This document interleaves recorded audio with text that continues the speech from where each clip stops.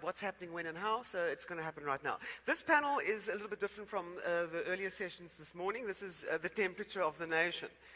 And we have a broad spectrum of people who, while the earlier panels were sort of dealing with palace politics, our panelists here are dealing with other issues in South Africa that touch on it or that are affected by the palace politics. And without further ado, we'd like to welcome our rather large panel.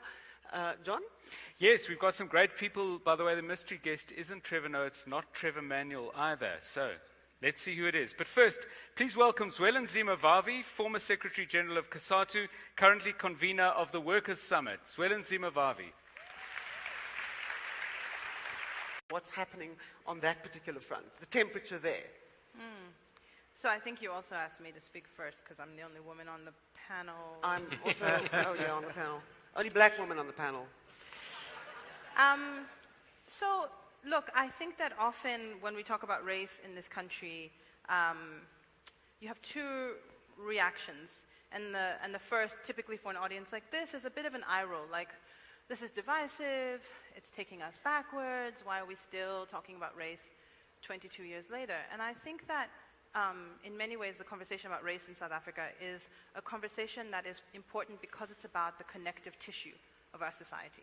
So it's really a question of trust. When the race question is not dealt with properly in this country, then we have a context in which people don't trust one another.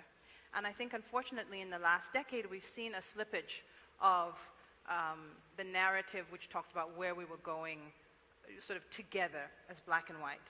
And so in the absence of anyone holding that space and helping us to think through these questions jointly, I think we've got a bit of a free-for-all. And so whoever has an opinion says it, and whatever weight has this weight, and so on and so forth. And in some ways that's wonderful, right? It's robust, and it's interesting, and it's fun. But we also, I think, unfortunately have a ruling party that's abrogated responsibility in that regard. So that's why I think in South Africa it matters. I think we can talk about globally, there's a whole range of issues that are happening around identity politics, but for South Africa it's beyond identity politics. This is class politics. This is a politics of the future. Race matters in South Africa because it will determine the extent to which we trust one another as a society. Mr. Vavi, I mean, when I introduced the panel, virtually half of them I used the word former, and no disrespect to Robert McBride, but you're hanging on tightly, so you're not former too. And it really does raise this question for me. In South Africa, isn't it a hard fact that once you're out of power, you may be an irritant to those in power, but you really don't have any substantial way of changing the society's trajectory? It depends on what you're putting on the table for mobilization of the people moving forward. We were kicked out of COSATU, not me alone, me and hundreds and thousands of workers who had different views to the views of the majority inside the small boardroom.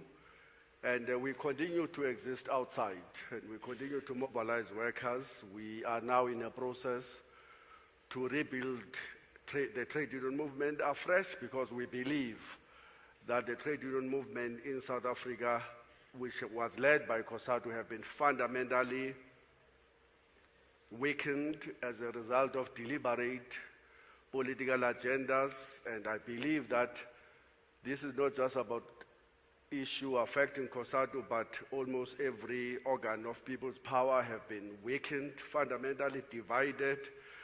And that agenda to weaken, hollow out, domesticate goes further than just targeting COSATU. It goes also to the other important institutions of state power.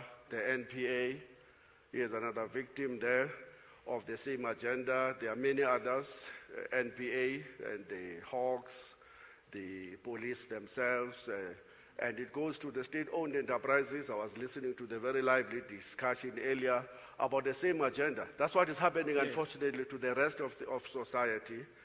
And I was listening to your poet very carefully about what she have to say, about how we are keeping quiet and arresting the person that should be coming out and speak out against all of these things.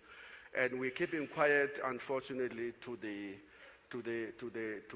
not to the benefit of the country, maybe to the benefit of ourselves in our safe spaces and everywhere, But unfortunately, the destruction of the workers' unity is part and parcel of a larger agenda to re-engineer South Africa altogether.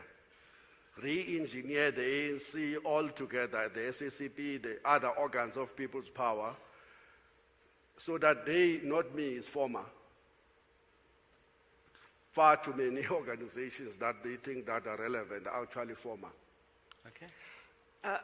Robert, Mr. McBride, I think Mr. Vavi's just touched on a very important issue here about state capture, about who is behind this, but I think the most baffling thing for all of us when we look at this is, what is the reasoning? It seems to be no ideology behind the removal or the targeting of people who were once loyal ANC cadres who were put into positions, yourself being one of them. We're looking at General Shadrach Sibiya. We're looking at people being persecuted, Anwar Ramat, Ivan Pillay, Minister of Finance. I think it's for the general public, this is an extremely disturbing development. There seems to be no playbook. There seems to be no reasoning behind it. You yourself have called the Crimes Against the State unit, which have been called in to investigate people, the Gestapo wing of the Hawks. I mean, those are very strong sentiments about what we're facing and extremely alarming. What are your feelings about that aspect of what is happening in the state capture narrative? Well, I think first on a lighter note, you must say the people behind it have either got struggle envy or MK envy, because their targets seem to be communists, MK members, and ANC members. And the point I was making on a less lighter note is that what the apartheid police failed to do, because of the struggles of the people, the Hawks under the Gestapo-like Crimes Against the State unit is doing exactly that. So they're targeting communists, they're targeting ANC people, former MK liberation fighters, and other ANC members. So that's the point. But on a much more serious note, the issues relate to institutions and dismantling of institutions.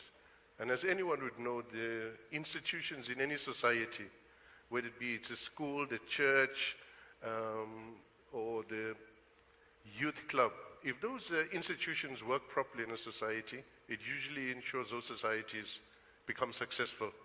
And it's more so in democracies, and particular in constitutional democracies like ours, that if all the different cogs in the machine are allowed to function independently, hold the executive to account, you would have a successful state. The fact that there's an attack on all institutions that are dealing with anti-corruption investigations, so whether it's IPID, whether it's DPCI, whether it's SARS, whether it's other elements within SAPS, there's clearly a orchestrated campaign to dismantle and render useless independent state institutions and institutions of accountability. We've actually identified who those people are. Iraja Bedian, we'll come back to that, Robert McBride, but let's talk about the economy. I mean, people talk about growth as a transforming force.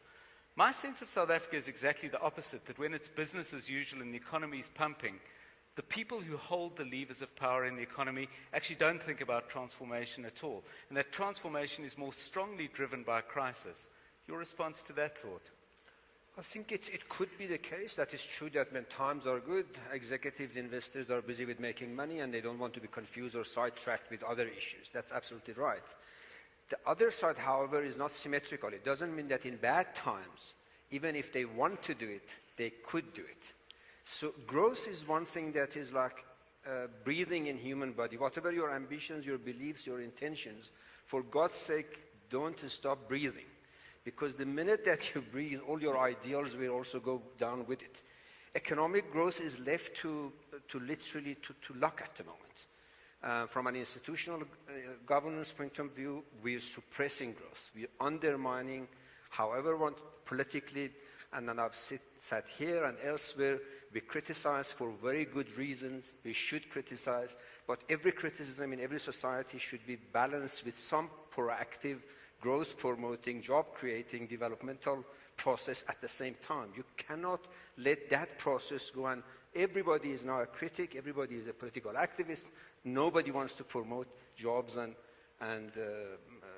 growth in the economy. However, crisis could be a platform for rebuilding the economy. And if that's what you're saying, do we have an opportunity now to use the crisis? And it is by all standards, whatever matrix you use, South Africa is going through a crisis. From a governance point of view, from an economic point of view, from income disparity point of view, from youth joblessness point of view, whatever is your measure of indicator, right, left, center, I don't care. But from where I sit, I see an economy gripped by all undesirable forces, both internally and externally. That we cannot allow. Whilst we are busy fighting all these fights, we got to also put in motion an engine that will keep breathing going, which will enable those who want to rebuild, to reconstitute, have a fighting chance. Is this life support machine going to be in a public hospital or a private one?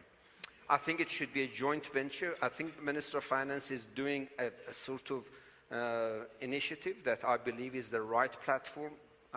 And my personal belief is that right across the political spectrum, racial spectrum, whatever your ambitions, we need to rally around that initiative. Will say, whilst we are fighting our social, political, and ideological battles, let's also make sure that our economy does not fall off the track. Remember, the global economy is in a very, very uncomfortable space at the same time. So we have external forces against us, and we cannot afford to be busy with destructive, self-destructive processes and not take care of the inevitable, unavoidable breathing that we need to do. We have an NDP, a National Development Plan, which is something we all seem to agree on but can't ever get to. NDP is by all measures forgotten, because the cabinet, which is meant to be the champion, the central engine of NDP, by definition, is busy with other things. Yes. Half the cabinet doesn't know what NDP is, and I challenge half the ministers to say that I have read it. They don't know what the content is, and that is the problem. So it's theatrics. I mean, Mark, I think civil society, too, is feeling threatened. There are various laws. I think that last year you gave an incredible input about the role of civil society and what the Constitution, the transformative power of the Constitution in terms of the Freedom Charter, that the promises of the Freedom Charter are contained in this Constitution. Your feelings around the temperature in South Africa now, from civil society's point of view and from a pushback against a playbook that none of us really understand? Well, I think civil society may not have seen anything yet, in the sense that the worst is still to come. You know, just as we were sitting here today, I saw a report in Africa Confidential talking about a new piece of legislation that will require the registration of NGOs, and particularly foreign NGOs, and which will limit foreign funding to NGOs. And that has already happened in India. It's already happened in China. It already exists in Russia. And as we know, the people who have captured our state power look to China and look to India for models as to how to control civil society. So I think you're going to see legislative attempts to control civil society, and I think you're going to see more nefarious means used to attempt to take the wind out of civil society. And there's a reason for that, is because, you know, I guess the challenge that civil society represents is the challenge of people recapturing the politicians. The politicians, this may sound odd to say, have stolen power. They've stolen power away from the state in the way it's meant to be directed back to meeting ordinary people's lives, and they're using it for their own benefit. So we have to reconstitute that civil society power. We have to demand once more that there is accountability to the Constitution, accountability to the communities. And the problem is the politicians don't hear the communities anymore. It's what Iraj just said. The noise of JZ is so loud in your ears, and of the other people, that the noise of the communities, whether it's for toilets in schools, whether it's for nurses, whether it's for doctors, it's drowned out. You don't pay any attention. It's that other big noise. And unless we change that, we're in trouble. So I think what's happening in South Africa at the moment in many respects is about how do we build new powers? How do we build powers that we trust, now that the powers that we vested our trust in for a very long time have shown themselves to have ulterior and selfish agendas, and to be prone to surrendering for other motives. That's why civil society represents a threat, because I think civil society, sorry to say this, Sweli, but perhaps more than the trade unions for a long time, has shown by using the Constitution that it is still possible to mobilize power and to win social improvements for people in this country. We're not without power. We mustn't forget that. A huge amount of power. It's given to us by our Constitution. The question is, are we going to use it properly? So when Mark spoke about capturing politicians, is that the same as state capture, or is this a different version? That's a joke, sorry. You don't have to answer it. Jane Naidoo, you in your work have traveled the world a lot. You've met people from other countries with ideas. Are you hearing any fresh, interesting ideas about growing our economy, deepening our democracy? And if you're not, do you have any idea why? Well, I've just landed this morning from a think tank convened by Sam Pitroda. Many of you wouldn't know who he is, but he was the architect of India's IT revolution in 1980, when he went to work for Rajiv Gandhi, then the Prime Minister, for 1 rupee a year. And he took India from being an agrarian poor country to it being an IT superpower today. And basically, I think this is, if I look at the debates and hear the debates in the world today, we're stuck in the 19th century with ideologies and thinking and a paradigm that is 19th century. We're sitting in a world which since the mid-90s has gone through a digital technological revolution that has had a greater impact on the way we live, we organize our lives, the way we access service, the way we communicate, bigger than the Industrial Revolution had in its time. And yet, we sit within institutions, whether that is government, whether that's the United Nations, whether that's trade unions or civil society, that emerged out of the Second World War with a commitment of leadership then that development will stop war. But it's 70 years old. The world has moved on. And yet we try to do what Einstein defined as insanity, do the same thing over and over again and expecting different results. The world has changed. What is the nature of work today? So when someone comes out here, particularly politicians, and promise to create millions of jobs, you must tell them they are lying. Because the notion that there are someone going to create jobs for you, even in Europe today, there are millions of young people walking the streets in casual labor, highly educated, because there are no jobs. The technology revolution has changed the nature of work. Do you know that within 10 years, the prototype is already there? We will not need drivers for our cars. Would we need traffic lights? So if you start to think about this, where will jobs come from? How will we create jobs? And this is where we go back to the basics. If you look at Africa today, we have 1 billion people in Africa, half of them under 19. By 2050, we are 2 billion people in this continent. What jobs are we going to create for them? So if you think back and think about our resources, what are the resources of Africa? We're the richest damn continent in the world. But we have 1 in 3 people hungry, compared to the international average of 1 in 9. But we have 60% of the remaining arable land in the world. What do? We have our governments giving our land away. Big corporates, big countries who have destroyed their own land and now need to feed their own populations. So what stops women who are subsistence farmers who produce 70% of our food from becoming successful smallholder farmers? Well, it is land title, it's access to a bit of finance to finance their own seed banks, their own nurseries, water, irrigation, power, and then give them access to the market. So we have a big debate about land reform in this country, but we're missing the point.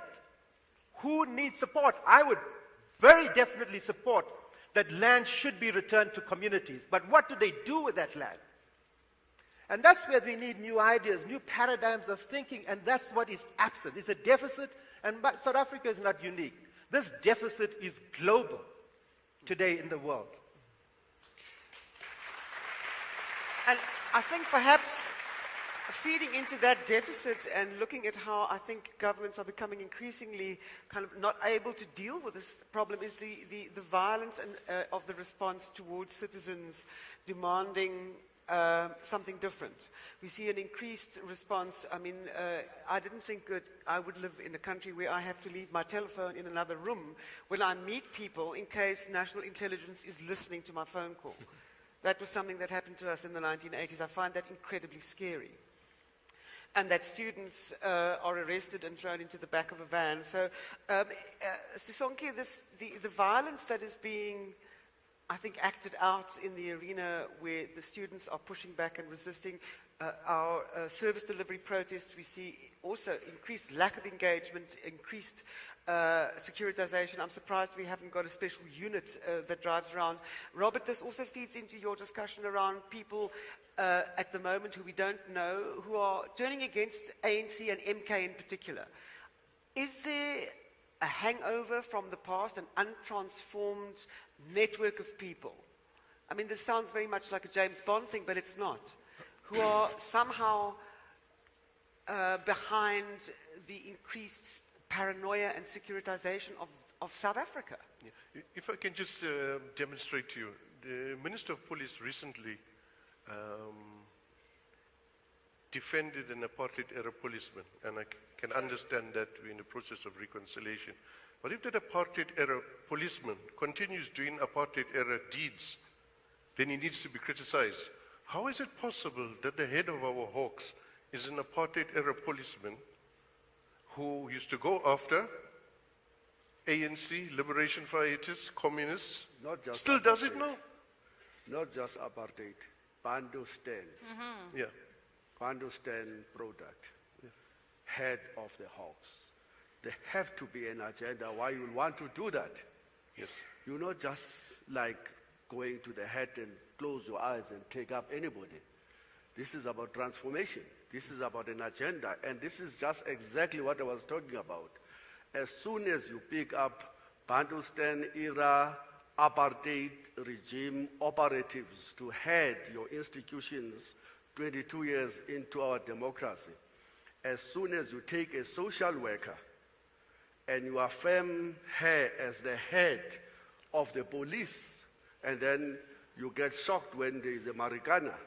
As soon as you take Nomgcobo Jiba, who have lots of things to answer in court, and you protect her through Sean Abrahams, you must know that there's an agenda that is underway. And that's the point that I think that you are making and that I have been making in public.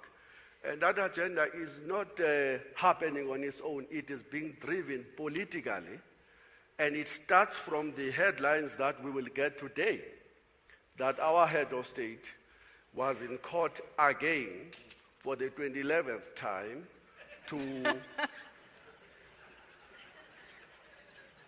to make sure that he never ever goes to court to face the 783 charges of corruption, fraud, and money laundering. That's where the problem is.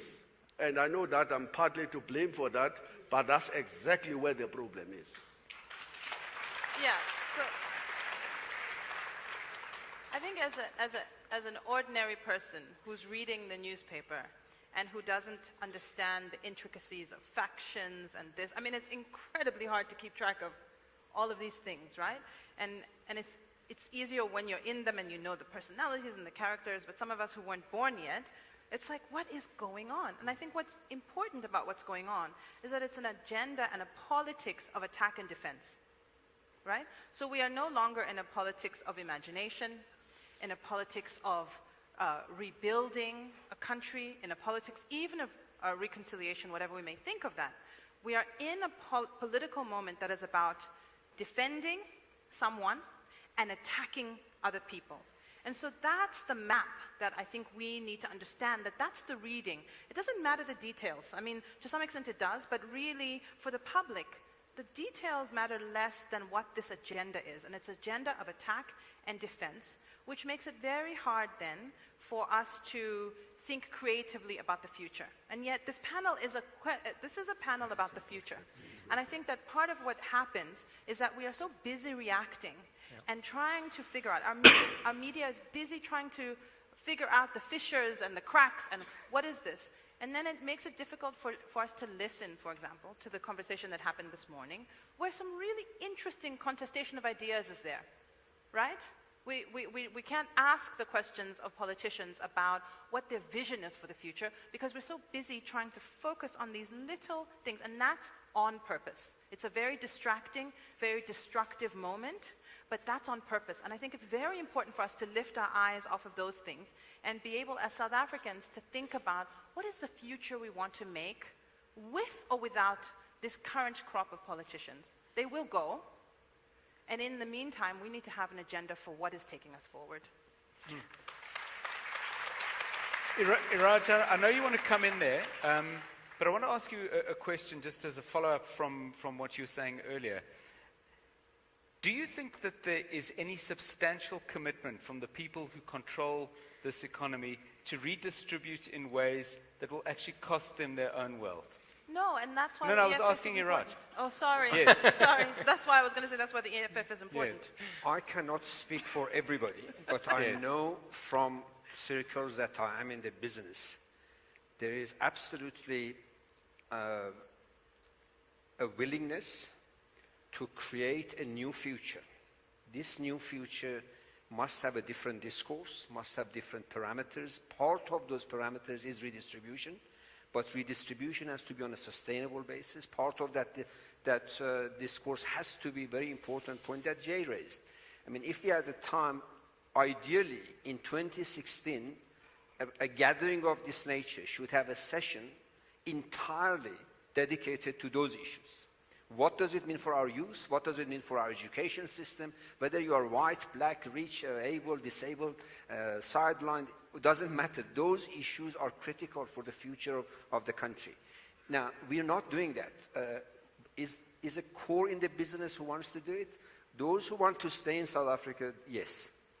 Those who have a foot here or a finger here and the rest of the wealth is there, they watch this soap opera and they clap, they said, we told you so. And that is, my submission is, whether you're an EFF, whether you're an ANC, whether you're, that's the issue that we got to have a gathering about. If we put the real issues on the table, real business people, meaning those who want to stay here and build the country, will come to the party. So, Jay, can I ask you the same question? Because we could have been having this conversation in the early 90s where you couldn't swing a cat without hitting a businessman who is committed to the future. But we're 22 years in. Have you seen a mindset change in capital? Well, I think if you do not see it, you're blind. And then, certainly you are disabled. I think that if you look at the statistics, 1 in 3 people living on a social grant, 1 in 3 people unemployed, 1 in 3 people hungry, in a country that is enormously wealthy. It's an indictment on all of us. If you cannot see that there's something wrong in this country, we are all in serious trouble, particularly corporates. Then you have 60% of young people coming out of 12 years of education with very few skills, no job, and unlikely to have the dignity of labor in their lifetime. Those are the real issues. Politicians think like publicly listed companies in quarterly results and then 5-year terms. If we want to solve the challenges, which are intractable challenges requiring a very different set of new ideas, which require us to take risks, we've got to think in 10, 15, 20 years' time. So what is the opportunity? And I think that's where, even in the little projects that I'm doing with workers evicted from farms, even today, where a white farmer will cut off water to a village because he accuses one individual of stealing a jacket but has collective punishment against, and the ANC in that municipality does nothing.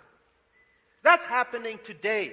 And if you think that there's no anger, South Africa we've always been angry about something or the other.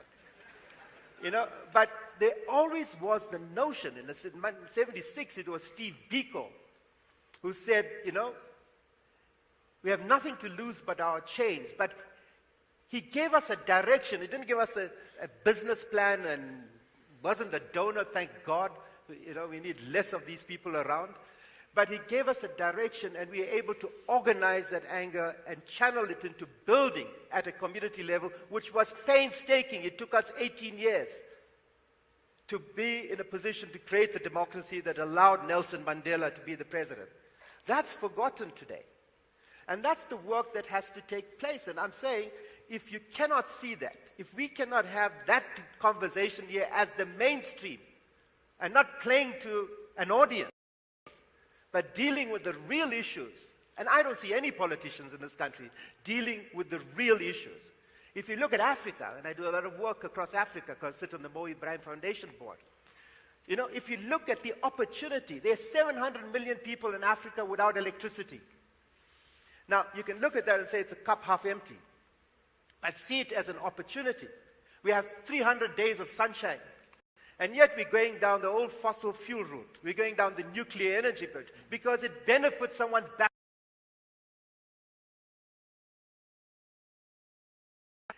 We could create a whole industrial strategy around renewables that will create millions of jobs and that will make us meet our commitments in terms of the Paris Peace Protocol. And this is the new thinking that I don't see coming from the political debate. It's been diverted by the noise. And we, the people, need to bring it back to the real issues. But we need business to stand up and be counted, not just when it hits their back pockets. Yeah. Mark, you wanted to come in? Yeah, look, I agree that we need to spend much more time talking about the vision.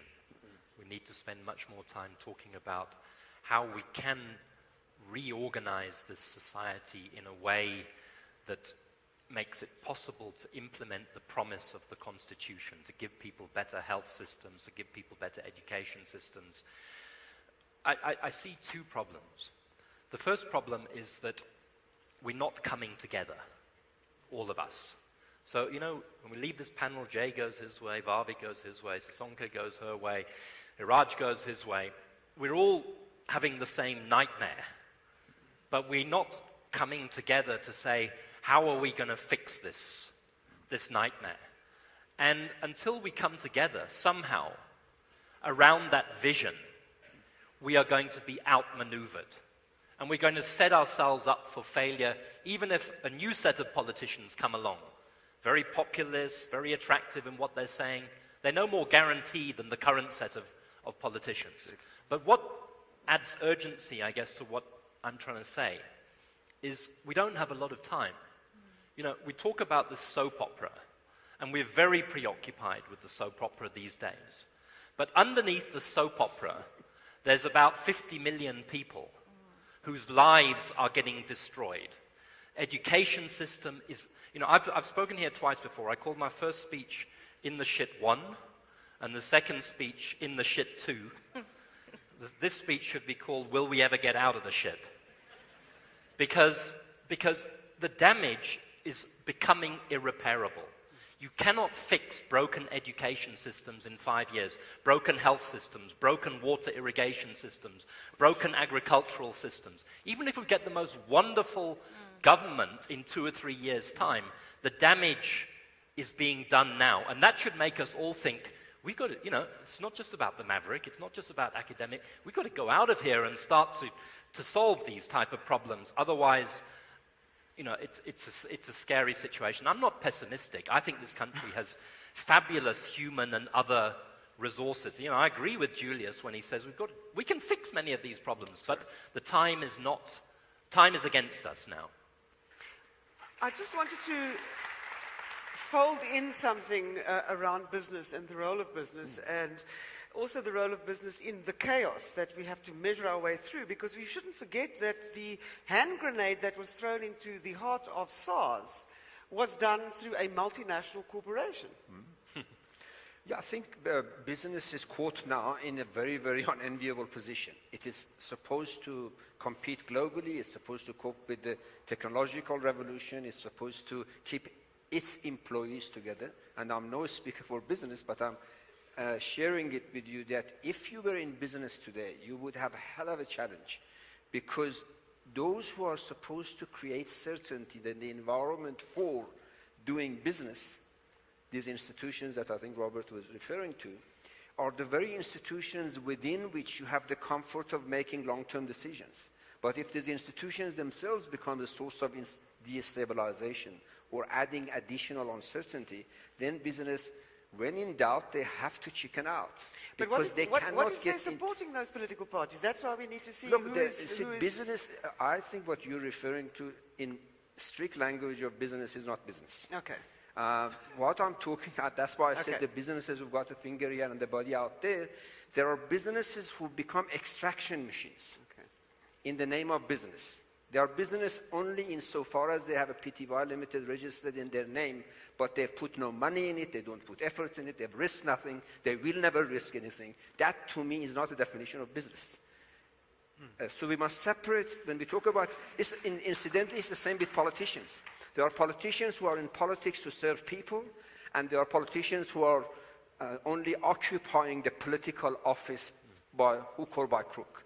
Business is the same. There are businesses who see opportunistically, they're much easier without risk to get multi-billionaires. There is no business who is legitimate, who can, without innovation, can become billionaires in less than a generation. If you are Facebook, if you're an IT, you have to put something creative in. Anybody who becomes a billionaire without risking a generation of money is a crook, is not a business person. So it's as simple as that. So there is a very simple test. Now, if we see we're talking about SARS, the issue of SARS is about those who have captured the loots, they've banked it, but they do not want to pay the taxes. Who they are, I don't know, maybe Robert knows, but there is Well, no... they're very big multinationals. you There know are some of them. multinationals, they have become billionaires on the back of a certain connections, not on the back of the sweat of their risk-taking or the sweat of their families or their own innovation. Therefore, when we talk about business, it's very important in this fracture situation, we do not create more fracture.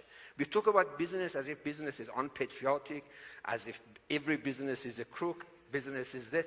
That is a connotation of what we're talking business. The same way that we should be careful not to talk about politicians as if every politician is a self-serving politician. There are many politicians who want to serve the national interest. So we need to be very nuanced in this very chaotic soap opera. Every time that you think you understood the plot of this soap opera, the next episode proves you wrong.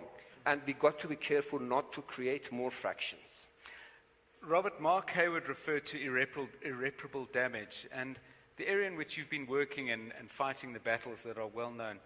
When you get poison of that kind into systems like that, do you ever get it out?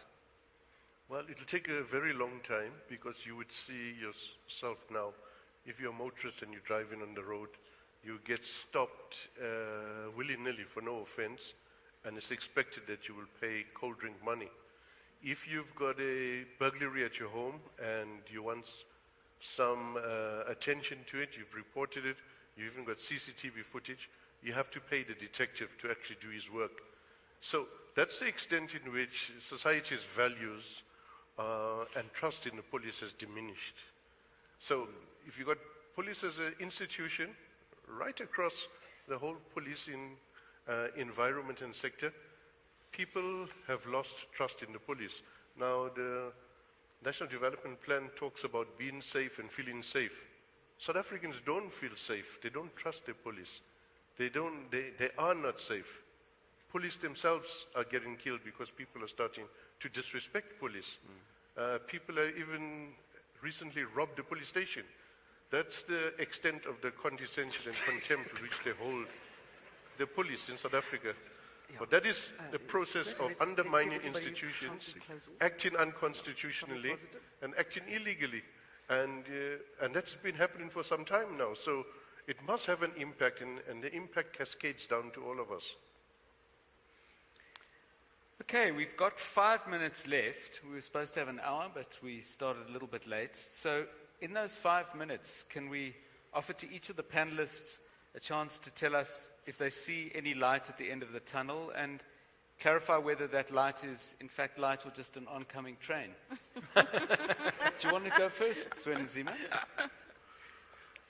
In my view, we are in a dark hole on two fronts. The first front is the political front, and we've spent large amount of time yet again in this panel to talk about that political crisis. But we are also in a dark hole in relation to the economic transformation crisis, that the majority of our people are getting more unemployed, more into deeper levels of poverty. We have become the most unequal society in the world. And the most frightening part of it is that we are not talking about that every day. That's not our narrative.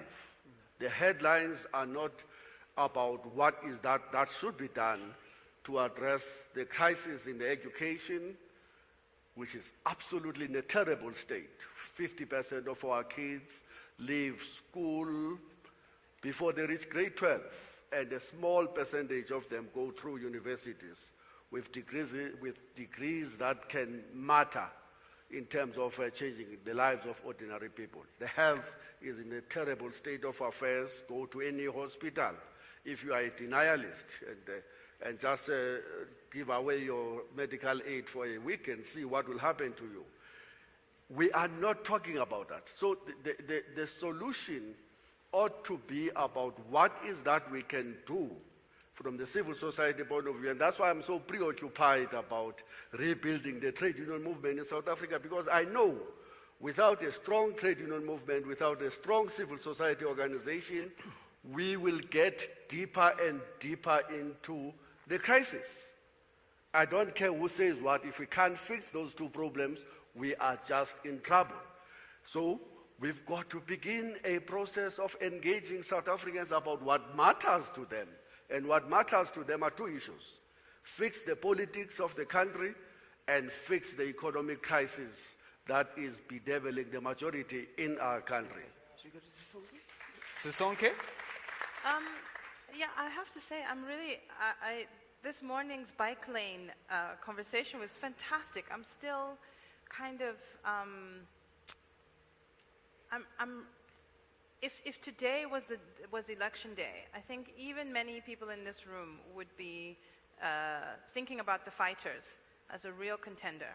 And I think that's an interesting thing in terms of the future, because there is a way in which South Africa's head has been turned towards the minority of us, not just white people, but middle-class people. So the bike lanes is a really fantastic metaphor for the sense in which our heads have been turned towards a small minority with very specific interests and ways of being and thinking lightly, right? And I think the entrance of the EFF is extremely important for all of us, not whether you vote for them or not.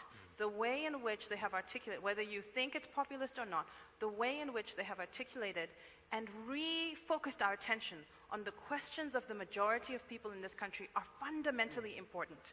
And for me, if there's any future that South Africa has, it's a future that is focused on the majority of people. Whether you believe you want to reorient the ANC to focus on the future, whether you believe the DA is going to reorient on the future, but there's no question the EFS have made us remember that we've been looking at bike lanes when in fact we need to be looking at flush toilets, and that's crucial. Mark? Yeah, I mean, following on from Sisonke about focusing on the majority of people, I'd make 3 points.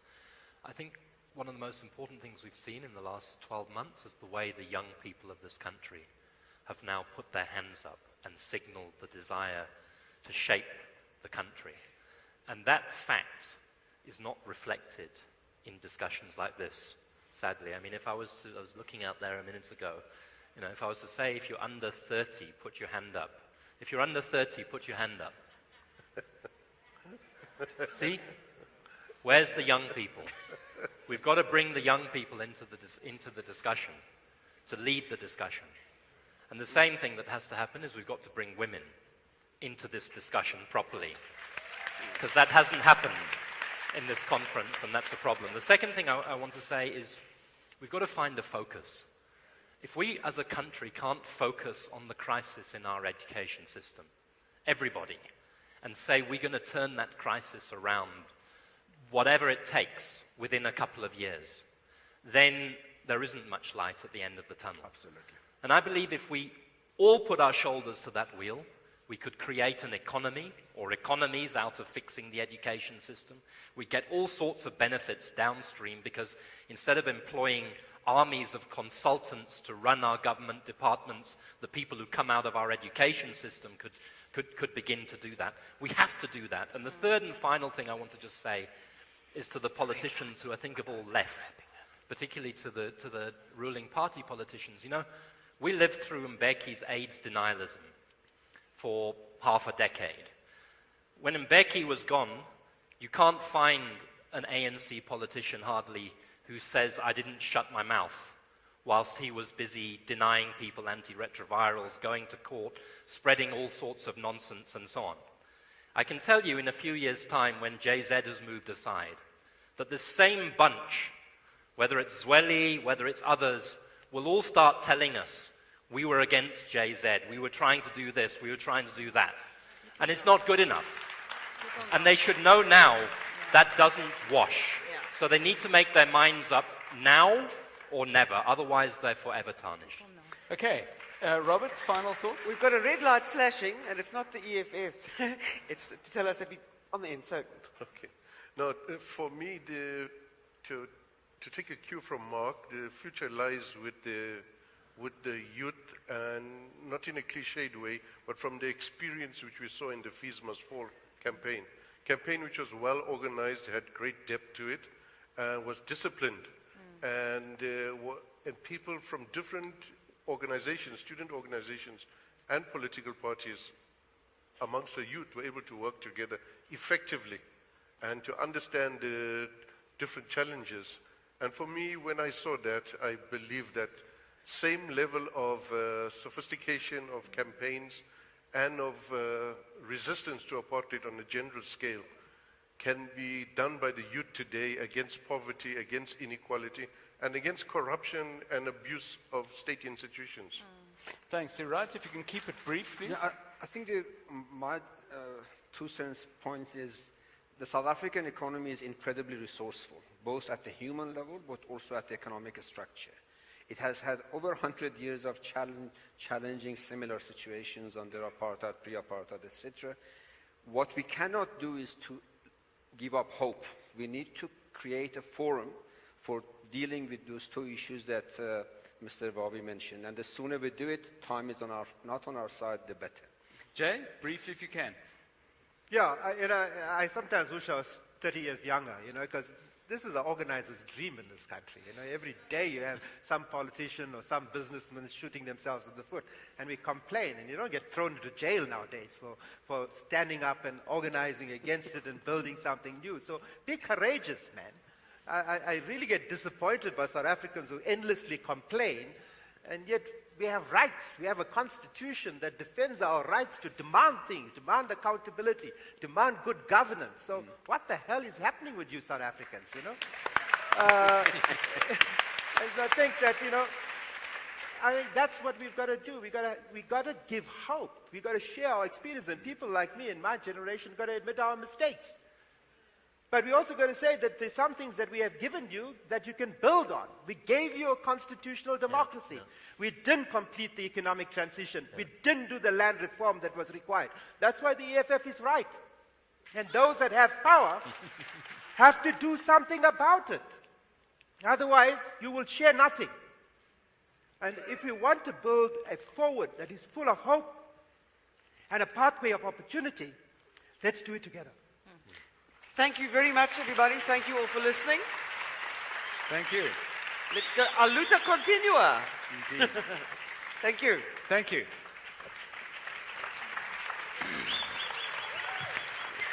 You guys go.